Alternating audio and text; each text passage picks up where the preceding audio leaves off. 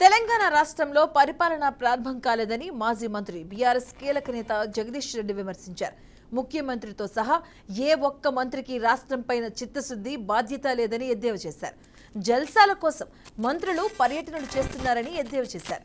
హామీలు నెరవేర్చలేక సబ్ కమిటీల పేరుతో కాలయాపన చేస్తున్నారని, తెలంగాణకి జీవనధార ఎప్పటికైనా కాళేశ్వరమేనని, ఇక అందుకే కేసీఆర్ ఆ ప్రాజెక్టును కట్టారని స్పష్టం చేశారు.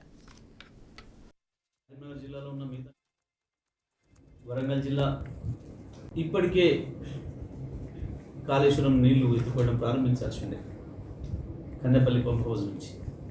వీళ్ళ నిర్వాహకం వల్ల యాసంగి పంట మొత్తం నష్టపోయిన రైతులు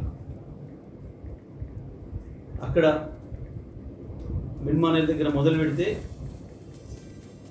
లోయర్ మానేర్ కింద కావచ్చు, ఒకరి నుంచి వెళ్ళి కరీంనగర్ జిల్లాలో ఉన్న మిగతా నియోజకవర్గాలు, వరంగల్ జిల్లా, నల్గొండ జిల్లాలోని ప్రస్తుత కొత్త సూర్యాపేట జిల్లా, ఈ వైపు అటు పైన యాదాద్రి భువనగిరి జిల్లా,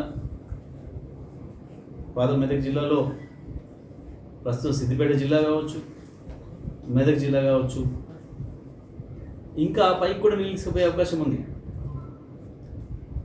సింగూరు, నిజాం సాగర్లకు కూడా, ఎందుకంటే పైనుంచి ఏమాత్రం ఆశాజనకంగా లేదు. గోదావరిలో సింగూరు, నిజాం సాగర్ ప్రాజెక్టుకు వరద వచ్చే అవకాశం కనబడతలేదు. ఎస్ఆర్ఎస్పీనే సగమే నిండుంది ఇప్పటికి.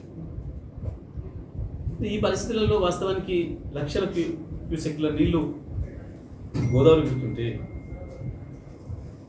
వాటిని ఎత్తి తీసుకొచ్చి మిడ్మానేర్లో పోస్తే, మిడ్మానేర్ నుంచి ఒకవైపు మలన సాగర్కి, ఇంకొక వైపు చక్కగా కాకతీయ మెయిన్ కెనాల్ ప్రారంభం చేసుకుంటే సూర్యాపేట, రావిచెరువు, చిన్న సీతారాం తండ వరకు